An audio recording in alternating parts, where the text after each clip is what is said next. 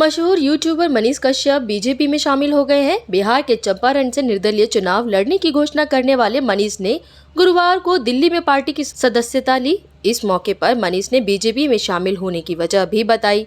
मनोज तिवारी, जिन्होंने मनीष कश्यप को बीजेपी में शामिल कराया, उन्होंने कहा कि मोदी जी के कार्य विकास से प्रभावित होकर मनीष बीजेपी में आ रहे हैं। मनीष कश्यप ने अपने करियर में लोगों के मुद्दों को उठाया, मोदी जी के समर्थन में बातें की, साथ ही उन्होंने जनता के मुद्दों को उठाया। मनीष को गैर बीजेपी सरकारों ने परेशान किया, लेकिन बीजेपी ने बुरे दौर में भी उनका साथ दिया। अभिनेता सह सांसद मनोज तिवारी ने कहा कि मैं तो बुरे वक्त में भी मनीष और उनके परिवार के साथ था। मनीष कश्यप 9 महीने जेल में रहे, मैं उनके घर गया। मनोज तिवारी ने कहा कि बीजेपी ऐसे लोगों के साथ है जो समाज की बात को उठाते हैं। मनीष ने निर्दलीय चुनाव लड़ने का निर्णय ले लिया था, लेकिन अब वो हमारे साथ आ गए हैं।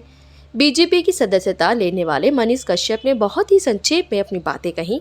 मनीष ने कहा कि माँ मोदी जी का वीडियो देखती रहती हैं, माँ का आदेश था।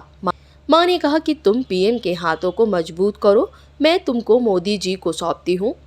मनीष ने कहा कि मेरे पास शब्द नहीं है कि मैं क्या कहूँ, मैं दुनिया की सबसे बड़ी पार्टी में हूँ, मेरे पास शब्द नहीं है। जय श्री राम। मालूम हो कि मनीष कश्यप के बीजेपी में शामिल होने की सुगबुगाहट कई दिनों से चल रही थी। मनोज तिवारी से उनकी मुलाकात के बाद से ही इस बात की पुष्टि करीब करीब हो गई थी। इसी तरह की खबरों के लिए बने रहें हमारे साथ। चैनल को सब्सक्राइब करना ना भूलें। बुलंद भारत।